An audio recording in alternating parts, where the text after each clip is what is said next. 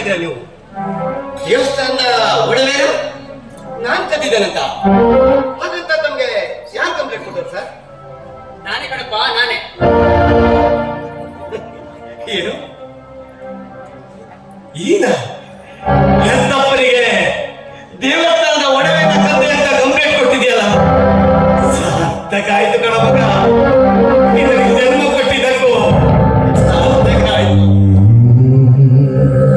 ಏನು ಏನೋ ಹೇಳ್ತಾ ಇದೀಯ ನೀನು? ನಿನ್ ತಂದೆಯವರು ಕಳ್ತನ ಮಾಡ್ತಾರ? ಅಯ್ಯೋ ಹುಚ್ಚಪ್ಪ, ನಮಗ ಮದುವೆಯಾಗಿ 40 ವರ್ಷ ಆಯ್ತು. ನಿಮ್ಮ ಅಪ್ಪನ ನಾನು ನಿನ್ನೆ ಮನೆ ನೋಡ್ತಾ ಇಲ್ಲಪ್ಪ. 40 ವರ್ಷದಿಂದ ಅವ್ರ ಜೊತೆ ಸಂಸಾರ ಮಾಡ್ಕೊಂಡು ಬಂದಿದ್ದೀನಿ. ನಾವಿಬ್ರು ಇಲ್ಲದ್ರ ರೋಡಲ್ಲಿ ಹೋಗ್ಬೇಕಾದ್ರೆ ₹1 ಸಿಕ್ಕರು ಸಾಕು, ಅದನ್ನ ತಗೊಂಡು ಹೋಗಿ ದೇವಸ್ಥಾನದ ಹುಂಡಿಗೆ ಹಾಕ್ತಾ ಇದ್ರು ನಿಮ್ಮ ತಂದೆ. ಯಾವ್ದಾದ್ರು ಪರ್ಸ್ ಸಿಕ್ಕ್ರೆ, ಹಣ ಸಿಕ್ಕ್ರೆ ಯಾವ್ದು ಅಂತ ಕೇಳಿ ಅವ್ರಿಗೆ ತಲುಪಿಸುವವರೆಗೂ ಸಮಾಧಾನ ಇರ್ತಾ ಇರ್ಲಿಲ್ಲ. ಅಂಥವ್ರ ಮೇಲೆ ಈ ರೀತಿ ಅಪವಾದ ಹೊರಿಸೋದಕ್ಕೆ ನಿನ್ನ ಮನಸ್ಸು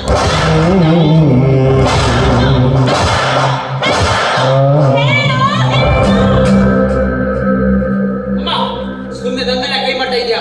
ನೋಡು, ಇವರಿಗೆಲ್ಲ ದೊಡ್ಡ ಮನುಷ್ಯ ಅವತ್ತು ಕಳುವಾಗಿರೋ ದೇವಸ್ಥಾನ ಒಡವೆನ ತಂದು ಮನೆಯಲ್ಲಿ ಇದ್ದಾಗನ ಕಣ್ಣಾರೆ ಕಂಡವನಾದ ನಾನು. ಅಪ್ಪ, ಇದೆಲ್ಲ ಸರಿ ಬರಲ್ಲ. ನೋಡು, ಮೊದಲು ದೇವಸ್ಥಾನದ ಕದ್ದುತಿಲ್ ಒಡವೆನ ಹೇಗೆ ತಂದಿಯೋ ಹಾಗೆ ಎಲ್ಲಿತ್ತು ಬಾ ಅಂತ ನಾನೆಷ್ಟೇ ಪರಿಪರಿಯಾಗಿ ಬೇಡ್ಕೊಂಡ್ರು ಅಪ್ಪ ಮಾತ್ರ ನನ್ನ ಯಾವ ಮಾತನ್ನು ತಲೆ ಹಾಕೊಂಡಿರೋದ್ರಿಂದ ಇವತ್ತು ಮರ್ಯಾದಸ್ಥರಾದ ನಾವು ಈ ಸಮಾಜದ ಮುಂದೆ ತಲೆ ಎತ್ತುವಂತ ಪರಿಸ್ಥಿತಿ ಮಾಡಿಬಿಟ್ಟಲ್ಲ ಈ ಮನುಷ್ಯ. ಬಿಟ್ಟು ನನ್ನ ಯಾಕೆ ಹೊಡಿತಾ ಇದ್ಯಾ? ಯಾಕೆ ಹೊಡಿತಾ ಇದ್ಯಾ ಹೇಳು? ಸಾರ್ಥಕವಾಯಿತುಗಳು, ನಿನಗೆ ಜನ್ಮ ಕೊಟ್ಟಿದ ಕೋಪ ಸಾರ್ಥಕವಾಯಿತು. ಒಂದು ವೃದ್ಧ ತಂದೆ ತಾಯಿಯರನ್ನ ಕಾಶಿ ಯಾತ್ರೆಗೆ ಹೋಗಲು ಆಲೋಚನೆ ಬಂದಾಗ ಅವರ ಮಗ ಶ್ರವಣ ಕುಮಾರ ತಕ್ಕಡಿ ರೂಪದಲ್ಲಿ ಅವರನ್ನು ಹೊತ್ಕೊಂಡು ಹೋಗಿ ಕಾಶಿ ಯಾತ್ರೆ ಮಾಡಿಸಿದ. ತಾಯಿ ಕೈಕೆಯ ಮಾತು ಪಾಲಿಸುವುದಕ್ಕೋಸ್ಕರ ಶ್ರೀರಾಮಚಂದ್ರ ತಮ್ಮನಿಗೆ ರಾಜ್ಯ ಕೊಟ್ಟು ಕಾಡಿಗೆ ಹೋದ. ಆದ್ರೆ ನೀನ್ ಮಾಡಿದ್ಯೇನೋ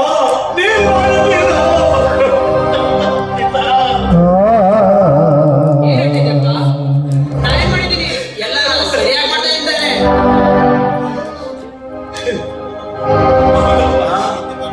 ಅಂತವರಿಗೆ ತದ್ದಿರಿದ ಎನ್ನುವ ಹಾಗೆ ಜನ್ಮ ಕೊಟ್ಟ ತಂದೆಗೆ ಕಳ್ಳತನ ಆರೋಪ ಹೊರಿಸಿ ಯಾರದ ಕುತಂತ್ರ ಮಾತಿಗೆ ಬಲಿಯಾಗಿ ಇವರು ಸಾಧನೆ ಮಾಡುವುದಕ್ಕೋಸ್ಕರ ಎಂತ ತಂದೆಯೇ ಜೈಲಿಗೆ ಮಗ. ಸೀತಾ, 9 ತಿಂಗಳು ಹೊತ್ತು ಹೆತ್ತಿರಕ್ಕೆ ಸಾರ್ಥಕವಾಗೋಯ್ತು ಕಣೆ, ಸಾರ್ಥಕವಾಗೋಯ್ತು.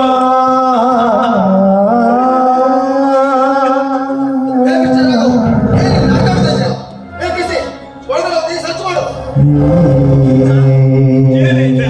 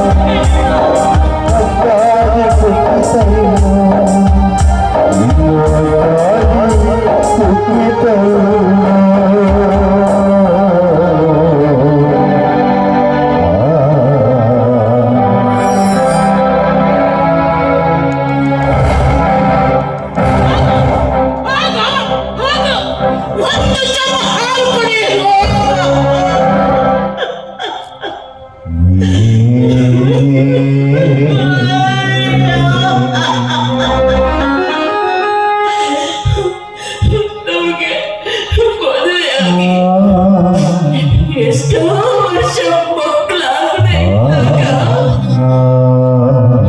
ನೂರಾರು ದೇವರಿಗೆ ಹರಕೆ ಹೋದ್ವಿ. ಯಾರೆಲ್ಲ ಡಾಕ್ಟರ್ ಹತ್ರ ಹೋಗು ಅಂತಾರೋ ಆ ಡಾಕ್ಟರ್ ಹತ್ರ ಹೋಗಿ ಟ್ರೀಟ್ಮೆಂಟ್ ತಗೊಂಡೆ.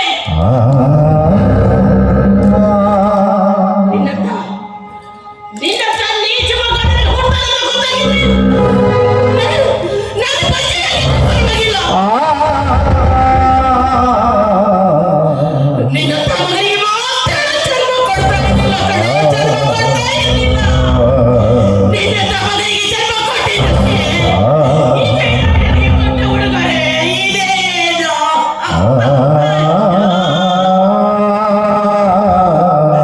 ಇದೇನೋ ನನಗೆ ಕೊಟ್ಟ ಉಡುಗೊರೆ.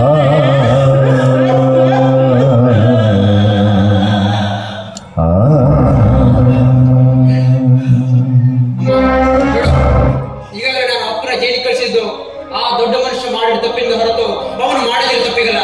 ಇಂತಹ ಮಹಾಪರಾಧ ನಿಮಗೆ ಒಪ್ಪಿಕೊಳ್ಳಲಾಗದಿದ್ರೆ ಅದು ನಿನ್ನ ಪ್ರಾಬ್ಲಮ್ ಹೊರತು ಇದಕ್ಕೆ ನಾನೇನ್ ಮಾಡೋದಕ್ಕಾಗೋದಿಲ್ಲ. ನಾನೇನ್ ಮಾಡೋದಕ್ಕಾಗೋದಿಲ್ಲ. ಚಾಂಡಾಲ, ನಮ್ಗೇನು ಕೊಡದೇನೆ ಆ ಬರಡ ಭೂಮಿಯನ್ನು ಕಟ್ಟು ಮನೆಯನ್ನು ಮಾರಿಸ್ಬೇಕು. ನಿಮ್ಮಪ್ಪ ಯಾವುದಕ್ಕೂ ಆಸೆ ಪಡದೆ ಬರಡ ಭೂಮಿಯಲ್ಲದೆ ಕಷ್ಟಪಟ್ಟು ಚಿನ್ನ ಬೆಳೆದವ್ರ ಕಳ್ಳವರು.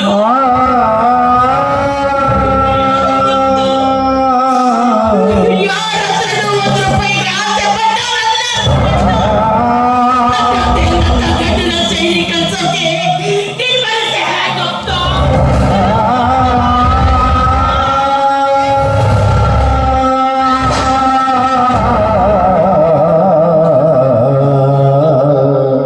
ಬದಿಯ ಬದಿಯ ಮಗು, ಅದು ನಿಮ್ಮಪ್ಪನ ಪೊಲೀಸ್ನವರು. ಬರುವಾಗ ದಾರಿ ಮಧ್ಯದಲ್ಲಿ ಎಲ್ಲ ಗೊತ್ತಾಗಿ ನಾನು ಇಲ್ಲಿಗೆ ಓಡೋಡಿ ಬಂದೆ. ಅಮ್ಮ, ಈಗ ನಾನು ಬಂದಿದ್ದೀನಲ್ಲ, ನೀನು ಧೈರ್ಯವಾಗಿರು. ಧೈರ್ಯ ತಂದ್ಕೊಳ್ಳು. ಧೈರ್ಯ ತಂದ್ಕೊಳ್ಳಿ. 40 ವರ್ಷ ಈ ಮನೆಗೆ ಆಧಾರ ಸ್ತಂಭವಾಗಿದ್ದ ನನ್ನ ಜೀವನೇ ಜೈಲಿಗೆ ಹೊರಟು ಹೋದ್ಮೇಲೆ ನಾನು ಹೇಗೆ ಸಮಾಧಾನ ಪಡ್ಲಿ? ಇವತ್ತು ಅವರ ಅಪ್ಪನ ಜೈಲಿಗೆ ಕಳಿಸಿದ್ದಾನೆ. ನಾಳೆ ನನಗೂ ವಿಷ ಹಾಕಿ ಕೊಲ್ಲೋದಕ್ಕೆ ಹೆಸರನ್ನ ಇವನು. ನೋಡು, ನನಗೇನಾದ್ರಾಗೆ ಹೆಚ್ಚು ಕಡಿಮೆ ಆಗಿ ನಾನು ಸತ್ತೋದ್ರೆ ಇವನಿಂದ ಮಾತ್ರ, ಇವನ ಕೈಯಿಂದ ಮಾತ್ರ ನನ್ನ ಅಂತ್ಯಕ್ರಿಯೆ ಮಾಡಿಸ್ಬೇಡ. ಇವನ ಕೈಯಿಂದ ಮಾತ್ರ ನನ್ನ ಅಂತ್ಯಕ್ರಿಯೆ ಮಾಡಿಸ್ಬೇಡ. ನೀನೇ ಮಾಡ್ಬೇಕು, ಇವನನ್ನ ಅಂತ್ಯಕ್ರಿಯೆ ಮಾಡಬಾರ್ದು. ನೀನೇ ಮಾಡ್ಬೇಕು, ನನ್ನ ಅಂತ್ಯಕ್ರಿಯೆ ಮಾಡಬಾರ್ದು. ನನ್ನ ಹೆಣ ಮುಟ್ಟಬಾರ್ದು. ನನ್ನ ಹೆಣ ಮುಟ್ಟಬಾರ್ದು. ನನ್ನ ಹೆಣದೆಲ್ಲ ಗೊತ್ತೈತಲ್ಲ, ನನ್ನ ಹೆಣ ಇವ್ನು ಮುಟ್ಟಬಾರ್ದು. ನನ್ನ ಹೆಣ ಇವ್ನು ಮುಟ್ಟಬಾರ್ದು. ನನ್ನ ಹೆಣ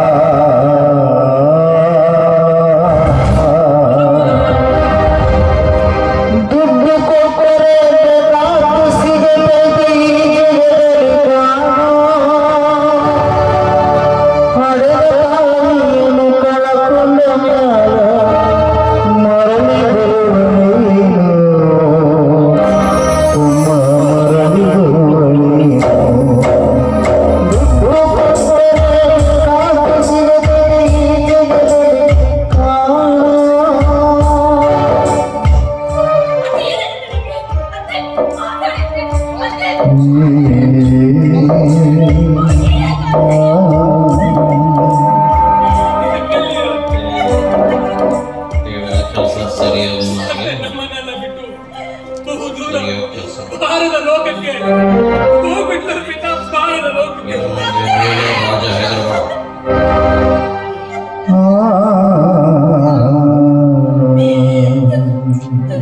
ಸಾಧ್ಯಗೊಳಿಸಿ ತಾಯಿ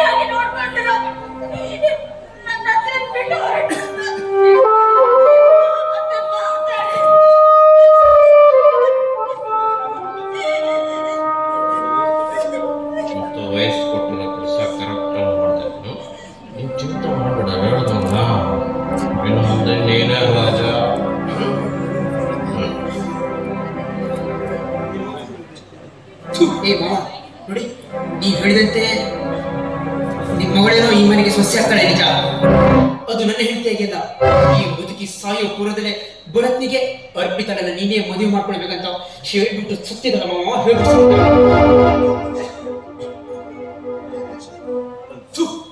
ಮನುಷ್ಯರ ನೀವು ಈ ಮನೆಯಲ್ಲಿ ಸತ್ತು ಬಿದ್ದಿರುವವರು ಒಬ್ಬನಿಗೆ ಒಡ ಹುಟ್ಟಿದ ತಂಗಿ ಆಗ್ಬೇಕು, ಇನ್ನೊಬ್ಬರಿಗೆ ಹೆತ್ತ ತಾಯಿ ಆಗಿರ್ಬೇಕು. ಹೀಗಿದ್ದು ಸತ್ತಿರುವವರ ಬಗ್ಗೆ ಸ್ವಲ್ಪವೂ ಕನಿಕರ ತೋರದೆ ನಿಮ್ಮ ವ್ಯವಹಾರದ ಬಗ್ಗೆ ಮಾತನಾಡ್ತಾ ಇದ್ದೀರಲ್ಲ, ಛೀ! ಇದನ್ನೆಲ್ಲ ನೋಡ್ತಾ ಇದ್ರೆ ಇವತ್ತು ನಡೆದ ಎಲ್ಲ ದುರಂತಕ್ಕೂ ನೀವೇ ಕಾರಣ ಅಂತ ನನಗೆ ಅನುಮಾನ ಬರ್ತಾ ಇದೆ. ಆದ್ರೂ ಸದ್ಯಕ್ಕೀಗ ಆ ಮಹಾತಾಯಿಯ ಆಸೆಯಂತೆ ಅವಳ ಶವ ಸಂಸ್ಕಾರವನ್ನ ನಾನೇ ಮಾಡಿ ಮುಗಿಸಿ ಮುಂದೆ ನಿಮ್ಮಿಬ್ಬರನ್ನ ತನಿಖೆಗೆ ಗುರಿಪಡಿಸಿ ಸತ್ಯ ಏನೆನ್ನುವುದನ್ನ ಹೊರ ತಂದೆ ತರ್ತೀನಿ. ಸತ್ಯ ಅರ್ಪಿತ, ಒಳಗಡೆ ಹೋಗಿ ಅಮ್ಮನ ಸೀರೆ ಹಾಗೂ ಹೂ ತೆಗೆದುಕೊಂಡು ಬಾ.